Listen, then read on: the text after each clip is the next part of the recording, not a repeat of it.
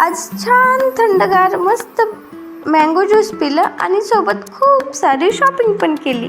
Hello friends, मी प्रियंका. स्वागत आहे आपलं नवीन व्लॉगमध्ये.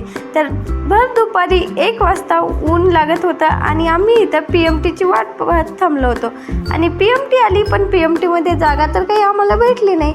त्यानंतर आम्ही आलो या 23 रुपयाच्या सेलमध्ये. म्हणजे काही पण वस्तू घ्या 23 रुपयाला होती.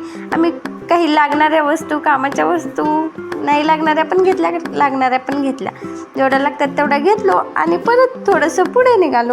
पुढे निघाल्यानंतर ऊन तर खूप लागत होतं आणि त्यानंतर कपड्यांचं दुकान दिसलं की आपल्याला थोडंफार बघूच वाटतं. त्याच्यामुळे थोडंसं कपड्यांची पण शॉपिंग केली आणि त्यानंतर ऊन लागत होतं त्याच्यामुळे थोडंसं फ्रेश थंडगार ऊसाचं नाही, मँगो ज्यूस प्यायचं होतं, ते मस्त पिऊन घेतलं.